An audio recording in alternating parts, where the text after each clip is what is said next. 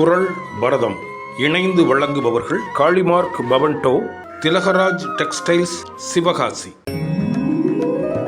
அகர முதல எழுத்தெல்லாம் அறிய வைத்தானையன், அகர முதல எழுத்தெல்லாம் அறிய வைத்தானையன். ஆதி பகவன் முதற்றே உலகென்று உணர வைத்தானையன், உணர வைத்தானையன்.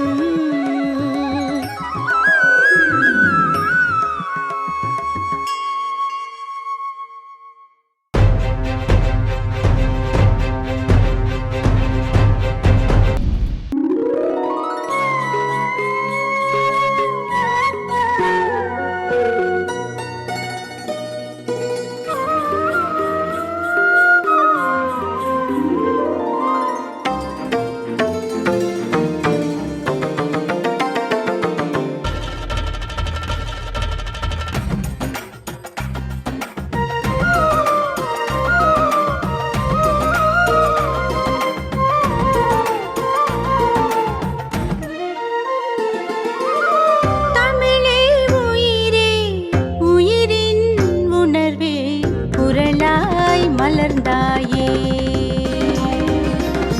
மொழியின் வழியே வாழ்வின் உயர்வே குரலாய் பகிர்ந்தாயே. அறமும் பொருளும் அமுதாய் அளித்தாய், அறமும் பொருளும் அமுதாய் அளித்தாய். ஐயன் உனைத்தானே உருகியே உணர்ந்தோமே.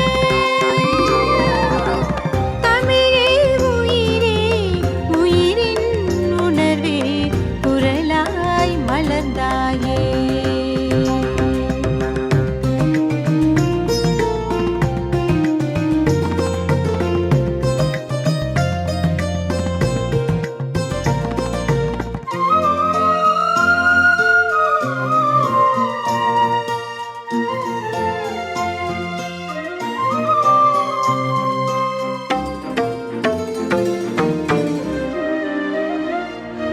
ஜதியோடு உந்தன் குரல் நாடி தாளலயத்தோடு சதங்கைகள் ஒலிப்போமே. ஜதியோடு உந்தன் குரல் நாடி தாளலயத்தோடு சதங்கைகள் ஒலிப்போமே. குரலோடும் தமிழோடும் வளர்ந்தாலே உயரங்கள் தொடலாமே.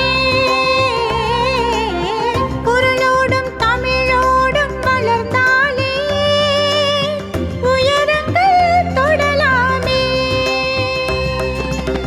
புது புது விதியினை செய்வோம், புவி புவி புவிதனை வெல்வோம். புது புது விதியினை செய்வோம், புவி புவி புவிதனை வெல்வோம். குரலில் புலர்வோமே. தமிழே உயிரே உயிரின் உணர்வே குரலாய் மலர்ந்தாயே.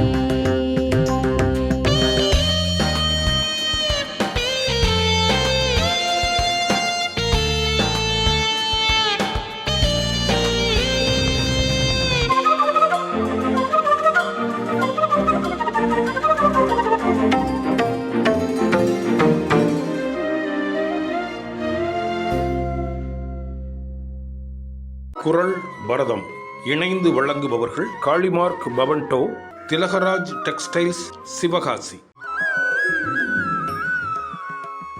இவ்வுலகின் நீதி நெறிகளை மிக அருமையாக நமக்கு எடுத்து கூறக்கூடிய உன்னதமான விஷயம் திருக்குறள். திருக்குறளுக்குள்ளே எல்லா விதமான தர்மங்களையும் எல்லா விதமான நியாயங்களையும் நம்மால் அறிய முடிகின்றது.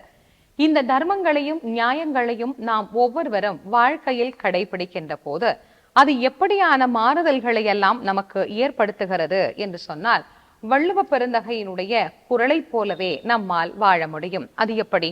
சுருங்கச் சொல்லி விளங்க வைத்து வாழுதல். அதிகாரம் இல்வாழ்க்கை. குறள் எண் 41. இல்வாழ்வான் என்பான் இயல்புடைய மூவர்க்கும் நல்லாற்றின் நின்ற துணை.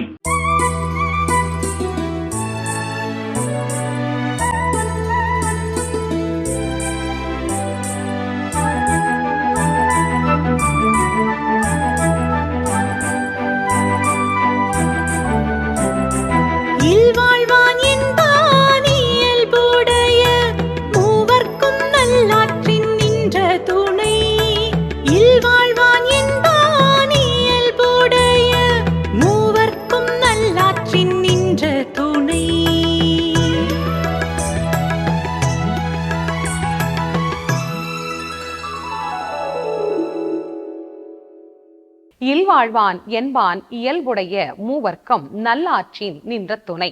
இந்த குறளை படிக்கின்ற போதே இல்வாழ்வான், இல்லறத்தில் வாழக்கூடியவன் யார்? இல்வாழ்வான் என்பான் இயல்புடைய மூவர்க்கும் நல்லாற்றின் நின்ற துணை.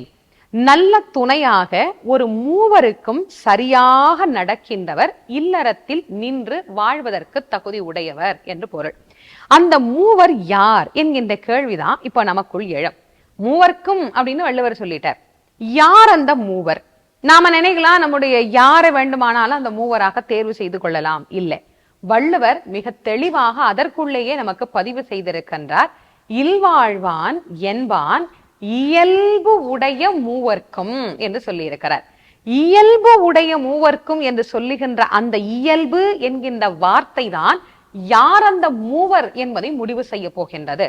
ஒன்று பெற்றோர், மற்றொன்று நாம் மணந்து கொண்ட நம்முடைய துணை, அது கணவனா இருக்கலாம், மனைவியா இருக்கலாம், நம்முடைய வாழ்க்கை துணை.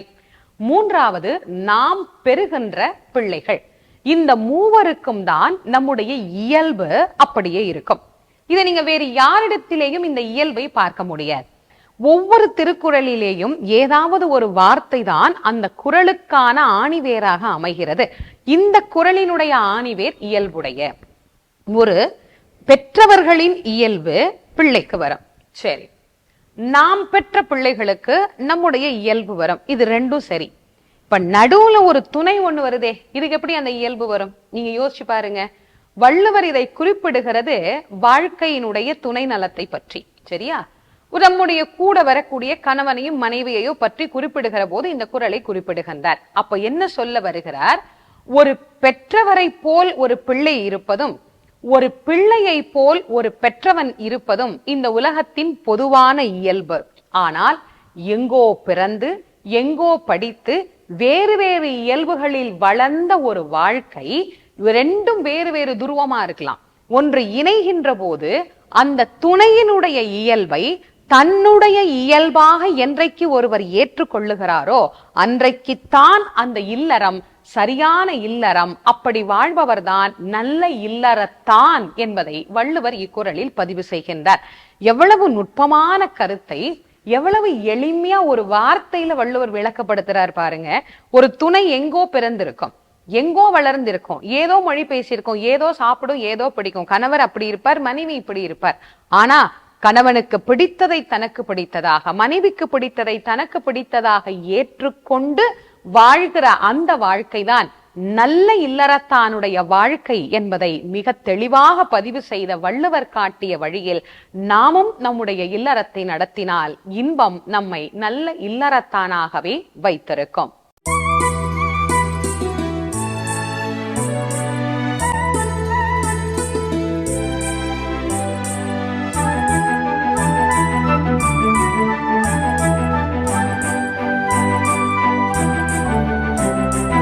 இல்வாழ்வான் என்பான் இயல்புடைய மூவர்க்கும் நல்லாற்றின் நின்ற துணை.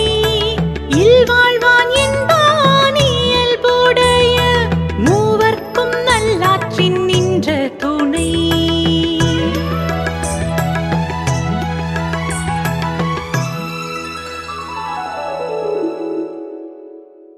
குறள் பரதம் இணைந்து வழங்குபவர்கள் காளிமார்க் பவன்டோ, திலகராஜ் டெக்ஸ்டைல்ஸ், சிவகாசி. அதிகாரம் செய்நன்றி அறிதல்.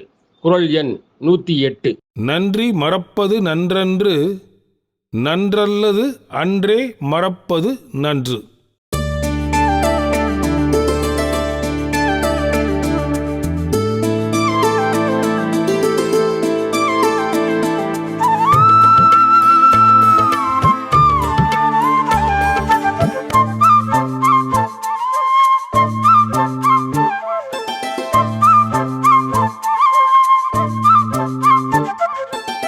நன்றி மறப்பது நன்றன்று, நன்றல்லது அன்றை மறப்பது நன்று, அன்றை மறப்பது நன்று.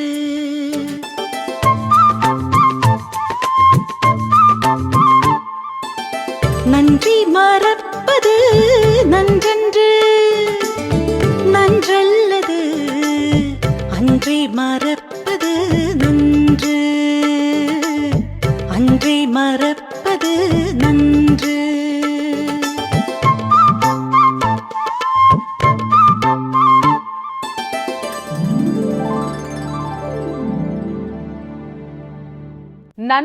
மறப்பது நன்றன்று, நன்றல்லது அன்றே மறப்பது நன்று. இந்த திருக்குறளை பல பேர் பயன்படுத்துவோம். முக்கியமா நண்பர்களுக்குள் பேசுகிற போது, அன்னைக்கு நான் உனக்கு அது பண்ணலப்பா, நீ என்னப்பா எனக்கு இன்னைக்கு அதெல்லாம் பண்ணவே மாட்டேங்கிற, நம்ம கேட்டா நீ இப்படியே சொல்லிட்டே இருக்கிற, இதெல்லாம் கொஞ்சம் கூட நியாயமே இல்லப்பா அப்படின்னா, இந்த பார் நல்லது ஏதாவது பண்ணிட்டேன்னு வச்சுக்கோ, அன்னைக்கே அதை மறந்துடணும்னு வள்ளுவர் சொல்லி இருக்கிறாரு. நன்றி மறப்பது நன்றன்று அப்படின்னே இவர் கொடுத்தவர் சொல்வார். வாங்கினார் என்ன சொல்வாரு? அன்றே மறப்பது நன்று அப்படின்னு இந்த குறளுக்கே நாம அர்த்தம் கேட்டு கேட்டு பழகிட்டோம். அதனால வள்ளுவர் சொன்ன இந்த குறளுக்கு அர்த்தம் என்பது வேறு. நன்றி மறப்பது நன்றன்று, நல்ல செயல் கிடையாது, அது நமக்கே தெரியுது. நன்று அல்லது அன்றே மறப்பது நன்று. அன்று மறப்பது நன்றுன்னு வள்ளுவர் சொல்லியிருக்கலாம்ல, அன்னைக்கு மறந்துரு அப்படின்னு சொல்லியிருக்கலாம். அன்றே அப்படின்னா என்ன? அந்த ஏகாரம் இருக்குது பாருங்க, எங்கெல்லாம் ஏகாரம் வார்த்தைகளில் சேர்க்கப்படுகிறதோ அங்கெல்லாம் அந்த வார்த்தை ஏதோ ஒன்றை சொல்ல வருகிறது அப்படின்னு நாம கொஞ்சம் யோசிச்சு பார்க்கணும். நன்று அல்லாத விஷயம், ஒரு இடத்துல ஒரு நண்பர்கள் இருக்கிறார்கள், ஒரு 2 நண்பர்கள். இந்த 2 நண்பர்களுக்குள்ளேயும் பேசுகிற போதோ சரி, அல்லது ஏதோ ஒரு செயலை செய்ய முற்படுகிற போதோ ஒரு சண்டை ஏற்படுது. இந்த சண்டை ஏற்பட்ட உடனே இந்த 2 நண்பர்கள்ல ஒருத்தர் கொஞ்சம் கோவமா வேகமா பேசிடுறாருன்னு வச்சுக்கோ. அது எதிராளிக்கு மனசு ரொம்ப கஷ்டமா இருக்கும், ரொம்ப சங்கடமா இருக்கும். என்னடா நம்ம நண்பன் இப்படி பேசிட்டானே, அவனுக்காக நம்ம இவ்வளோ பாடுபட்டோமே, நம்மளை இப்படி பேசிட்டானே அப்படின்னு நினைத்து நினைத்து நினைத்து நினைத்து இந்த மனசுக்குள்ள கொண்டு போய் அதை சேர்க்க என்ன ஆகும்? அவர் மீது அதிகமான வெறுப்பு ஏற்பட்டுக்கிட்டே இருக்கும். வள்ளுவர் வாழ்க்கைக்கு எவ்வளவு எளிமையா வழி சொல்றாரு பாருங்க. ஒன்னு கெட்டதுன்னு உனக்கு தெரிஞ்சிருச்சா, இது நல்லது இல்லாத விஷயம் அப்படின்னு உனக்கு தெரிஞ்சிருச்சா, அதை என்னைக்கு தெரியுமா நீ மறக்கணும்? அன்றே, அன்னைக்கே அதை நீ மறந்துரு. அன்றைய வேலைய அன்னன்னைக்கு முடிக்கணும்னு ஒண்ணு இருக்கு. யாருடனும் அடுத்த நாள் அப்படின்னு அதை எடுத்துட்டு போக கூடாது. ஒரு சாதாரணமா வாழ்க்கையில வாழ்கிற போதும் சரி, ஒருத்தரோடு நம்ம பேசுற போதும் சரி, இந்த வியாபாரம் பண்ணும் போதும் சரி, நீங்க பாத்தீங்கன்னா அந்த வியாபாரிகளுக்கு ஒரு பழக்கம் உண்டு. அன்னன்னைக்கு கணக்க அன்னன்னைக்கு முடிச்சிருவாங்க. அப்படிதான் ஒரு நாள் ஒரு காலத்துல எல்லாம் நாம வியாபாரம் பார்த்துக்கிட்டு இருந்தோம். இப்ப இப்படியே சேர்த்து வச்சு முந்தா நாள் என்ன செலவு பண்ணேன், அதுக்கு முதல் நாள் என்ன செலவு பண்ணேன், அதுக்கு முதல் நாள் என்ன செலவு பண்ணேன்னு இப்படி ஒரு வார கணக்கை எழுதுறதுக்குள்ள புது கணக்கே நம்ம எழுதிட்டு போயிடலாம். அந்த அளவிற்கு நமக்கு என்ன நடந்ததுன்னு ஞாபகம் இல்லாது போயிடும். அன்னன்னைக்கு உள்ளதை அன்னன்னைக்கு முடிச்சிடணும். அதே மாதிரி தான் இந்த மனசும். இந்த மனசுக்குள்ள தேவையில்லாத குப்பையை கொண்டு போய் போட்டு இந்த மனசு என்ன பண்ணும் தெரியுமா? இது ஒரு கோழி மாதிரி, இது திரும்ப இந்த குப்பையை கிளறிக்கிட்டே இருக்கும். அன்னைக்கு சொன்னியே, அன்னைக்கு பேசினியே, அன்னைக்கு பாத்தியே, அன்னைக்கு அப்படி வச்சியே அப்படின்னு அந்த ஒரு சாதாரணமான அந்த மனசை கிளறி ரணமா மாத்திரும். அதை செய்யாதேங்கிறார் வள்ளுவர். தயவு செய்து அதை செய்யாத, அதை மனசுக்குள்ள கொண்டு போயிடாத, அன்னைக்கே மறந்துரு. எதையெல்லாம் மறக்கணும்? நன்று அல்லாத விஷயத்தை மறந்துரு. ஒருத்தர் பண்ண உதவிய வாழ்நாள் முழுக்க மறக்க கூடாது. அதை நல்ல ஞாபகம் வச்சுக்கோ. தேவையில்லாத கெட்டதை அன்றோடு நீ மறந்து விட்டேயானால் அது உனக்கு என்ன ஆகும்? உன்னை தெளிவாக வைத்துக் கொள்ளும்.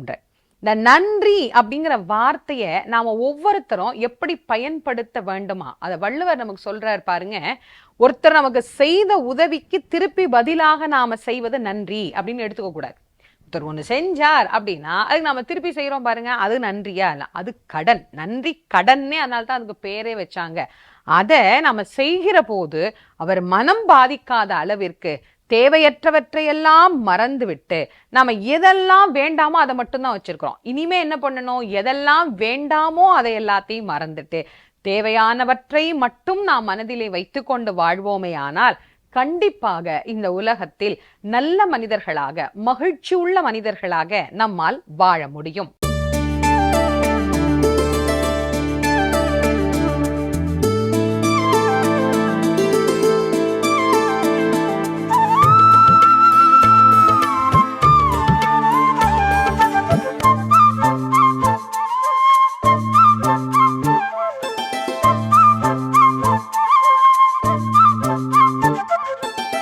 நன்றி மறப்பது நன்றன்று, நன்றல்லது அன்றை மறப்பது நன்று, அன்றை மறப்பது நன்று.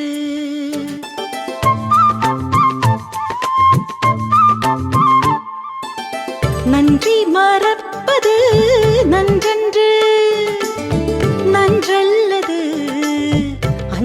மறப்பது நன்று, அன்றே மறப்பது நன்று.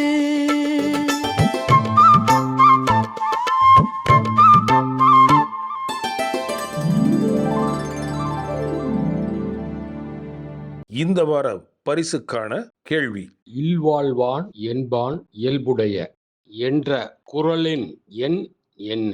உங்கள் பதில்களை உங்களுடைய முழு முகவரியுடன் வாட்ஸ்அப் செய்ய வேண்டிய எண் 9965524292. பரிசுகளை வழங்குபவர்கள் சேலம் பரவச உலகம் அம்யூஸ்மெண்ட் பார்க் வழங்கும் 5 வெற்றியாளர்களுக்கு இலவச அனுமதி சீட்டு. மீண்டும் உங்கள் அனைவரையும் சந்திக்கும் வரை உங்களிடமிருந்து வணக்கம் கூறி விடைபெறுவது திருமுருக வள்ளல் வாரியார் சுவாமிகளின் மாணவி தேசமங்கையர்க்கரசி.